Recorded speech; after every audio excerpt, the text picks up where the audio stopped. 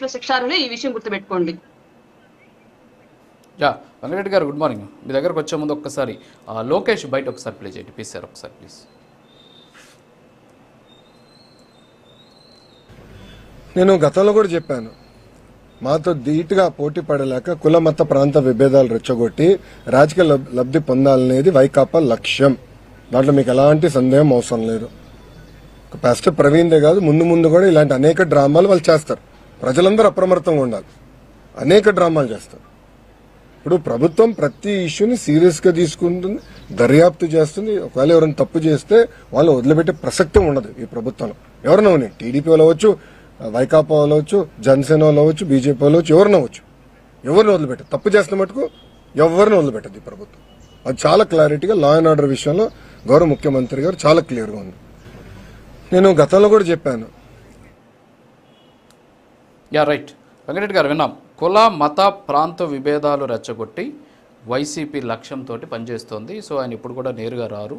So ఈ విధమైనటువంటి వాటిని రెచ్చగొడతారు. కేవలం ప్రవీణ్ ఇప్పుడు శాంపిల్ మాత్రమే. రాను రాను అనేక డ్రామాలు ఇలాంటివి ఉండబోతున్నాయి అని చెప్పినటువంటి పరిస్థితి. అంటే ఒక రకంగా చెప్పాలంటే ఈ పాస్టర్కి సంబంధించినటువంటి ఇష్యూని మీ పార్టీకి సంబంధించి మీరే దీన్ని తెరపైకి తీసుకొచ్చి దీన్ని ఒక కుట్ర కోణంలో చూడొచ్చు అనేటటువంటి వర్షం వినిపిస్తుంది. ఏమంటారు రాజుగారు? ముందుగా మీకు ప్యానల్లో ఉన్న అందరికీ, అట్లానే ప్రైమ్ నైన్ ప్రేక్షకులందరికీ నమస్కారాలు, గుడ్ మార్నింగ్. కులాలు మతాలు వీటి గురించి ఇప్పుడు లోకేష్ అను జనసేనలు మాట్లాడుతుంటే మనం వింటాం అనేది నిజంగా కూడా నాకు నవ్వు వస్తుంది. కానీ ఈ డిబేట్లో ఎంత నవ్వితేనేమో మళ్ళీ ఎకిల్ నవ్వుతున్నావు అని వీళ్ళే అంటారు. కాబట్టి ఇప్పుడు నవ్వును కూడా కంట్రోల్ చేసుకుని, ఎందుకంటే కులాలను కలిపే సిద్ధాంతం అని పెట్టారు ఒక పార్టీ, జనసేన.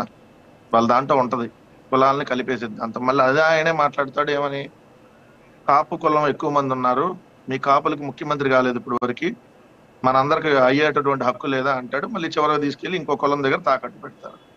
ఇది జరిగిన మాట వాస్తవం, జరిగిందే చెప్తున్నాను.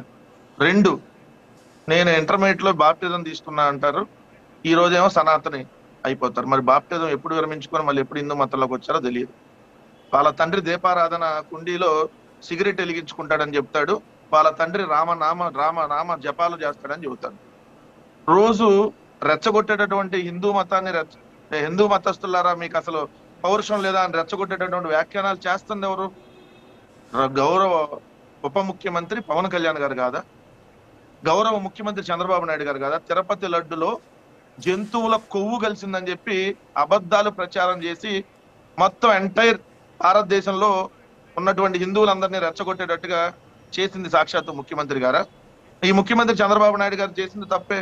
ఇప్పుడు మీరు అన్న ఫోటోలో చూపిస్తున్నటువంటి వ్యక్తి మాట్లాడిన మాటలు తప్పే. ఎవరు మాట్లాడతారు అట్లా ఉన్మాదుల్లాగా లేదా రెచ్చగొట్టేలాగా మేము అది చేస్తాం ఇది చేస్తాం అని ఎవరు మాట్లాడినా తప్పే.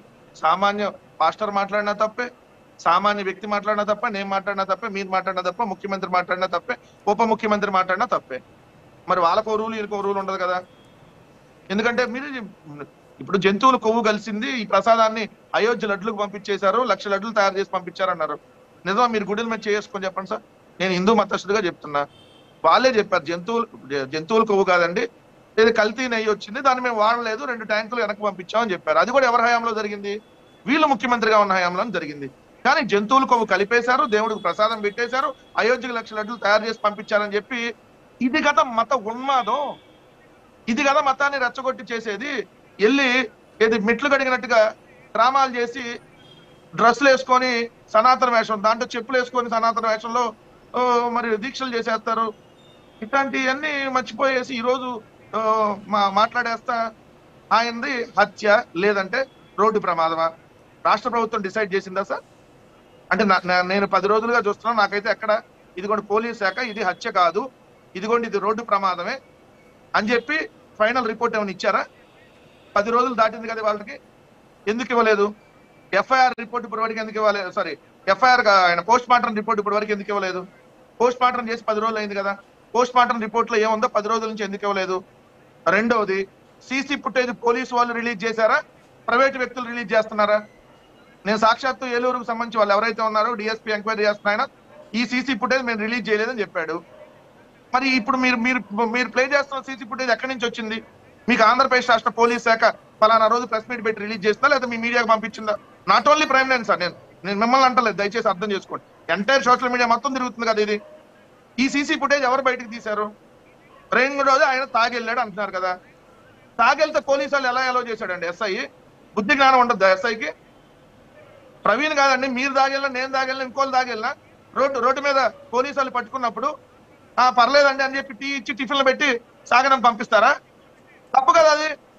ఈ నెల్లి ఇంకోళ్ళు గుద్దిన ప్రమాదమే కదా.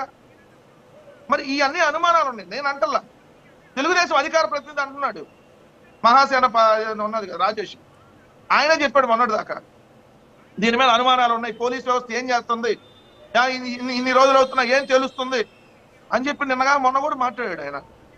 వాళ్ళేం మాట్లాడితే తప్పులేదు, అవతలాలే మాట్లాడితే దాని అందరికీ వైసీపీ వాళ్ళకి అంటగట్టేయటం. మా నాయకుడు క్లియర్ గా జగన్మోహన్ రెడ్డి గారు ఆ ఇన్సిడెంట్ జరిగిన తర్వాత దీని మీద అనుమానాలు ఉన్నాయని వస్తున్నాయి కాబట్టి క్షుణ్ణంగా ఎంక్వైరీ చేసి నిజాలు నిగ్గు తేల్చని అన్నారు. దాని తప్ప ఎక్కడన్నా మళ్ళీ ఒక కామెంట్ అన్నా జగన్మోహన్ రెడ్డి గారు చేశారా? ఎందుకంటే మీరు ఎంక్వైరీ చేస్తున్నారు, తేల్చమని చెప్పాం. ఇప్పుడు తేల్చారా ఇది హత్య లేదంటే రోడ్డు ప్రమాదం? తేల్చి రిపోర్ట్ ఇస్తే రిపోర్ట్ చూపించండి. ఇదిగో పోలీసులు ఇచ్చేసి తేల్చేసి రిపోర్ట్ ఇచ్చారని చూపించండి. ఇంకా తేలలా. ఇంకా తేలకుండా ఒకళ్ళు డిసైడ్ చేస్తారు హత్యని, ఇంకొకళ్ళు డిసైడ్ చేస్తారు రోడ్డు ప్రమాదం అని, ఇంకో డిసైడ్ చేస్తాడు తాగాడని, ఇంకో డిసైడ్ చేస్తాడు రెచ్చగొట్టమని. ఏం తమాషాలు చేస్తున్నారా? ఆ ప్రజానికి వైఎస్ఆర్సీపీకి అంటగట్టడమా? ఆడలేనమ్మ మధ్యలో ఓడలాగా అధికారంలో ఉంది మీరా మేమా? తేల్చాల్సినటువంటి స్థితిలో ఉంది మీరా మేమా? ఏ 10 రోజులైనా తేల్చలేని దద్దమల్లగా మీరున్నారా మేమున్నావా? సీసీ ఫుటేజ్ పోలీసులు కాకుండా ప్రైవేట్ వ్యక్తులు ఎలా రిలీజ్ చేస్తారు? ఇవన్నీ మీరు పెట్టుకొని మీ దగ్గర లోపాలు పెట్టుకొని మీరేదో దాస్తున్నారనేటువంటి అనుమానాలు రోజు రోజు మీరు లేకెత్తిస్తా మీరు బయటకు చెబుతా ప్రధాన్ని తీసుకొని వచ్చి వైఎస్ఆర్ కాంగ్రెస్ పార్టీకి ఎవడో మాట్లాడాడండి తీసుకెళ్ళండి మేమన్నా దానికి సంబంధించి అన్నావా? ఎవరు మాట్లాడినా తప్పే అంటున్నా. రెచ్చగొట్టేటట్టు పవన్ కళ్యాణ్ మాట్లాడినా, ఆయన పేరు ఏదో చెప్పారు కదా జాన్ బెన్నీ లింగం మాట్లాడినా తప్పే, రాయపాటి అరుణ్ గారు మాట్లాడినా తప్పే, నేను మాట్లాడినా తప్పే. మరి ముఖ్యమంత్రిని అరెస్ట్ చేయాలి కదా. జంతువుల కొవ్వు కలిసిందని చెప్పి కొవ్వెక్కి మాట్లాడినప్పుడు ఏం చర్యలు తీసుకున్నారు? మరి ఇది కదా రెచ్చగొట్టడం. నేను యాజ్ అ హిందూ మత భక్తుడిగా చెప్తాను, రాజు గారు మీరు కూడా హిందూ మత భక్తులు, నాకు తెలుసు ఆ విషయం.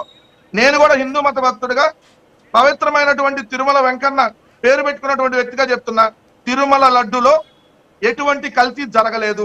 బ్రేక్ తీసుకుందాం. జంతువుల కొవ్వు అనేది అసలు కలవలేదు. జంతువుల కొవ్వు అనేది అసలు కలవలేదు. కానీ కలిసిందని చెప్పి దుర్మార్గమైనటువంటి ప్రచారం చేసి తిరుమల వెంకన్నను అపవిత్రం చేసినటువంటి ఈ వ్యక్తులు ఈ రోజు వీళ్ళు కులాల గురించి మతాల గురించి మళ్ళీ వైఎస్ఆర్ కాంగ్రెస్ పార్టీ రెచ్చగొడుతుంది. మతపరమైనటువంటి విద్వేషాలు ఉండకూడదు అనేదే మన ఉద్దేశం. సో దీనికి ఒక ఎన్నికలు పడాలి. ఒక సామాన్య వ్యక్తిగా ఒక మీరు మోడరేటర్ గా ఎస్ నేను అదే కోరుకుంటున్నా. హిందూ క్రిస్టియన్ ముస్లిం ఏందండి మన మనుషులు. మన గోత్ర హిందూ ఏం రాదు లోపల నుంచి. రక్తంలో హిందూ అని ఉండదు, రక్తంలో ముస్లిం అనే ఉండదు. ఎవరి రక్తం కోసినా వచ్చేది ఎరుపు రంగే. ఎవరు కోసినా కూడా రక్తం ఎరుపు రంగులోనే ఉంటుంది. దాంట్లో కులం ఉండదు, లేదంటే మతం ఉండదు. ఓకే వెంకటరెడ్డి గారు వస్తాం మీ దగ్గరికి. ఒక చిన్న బ్రేక్ తీసుకుందాం ప్లీజ్.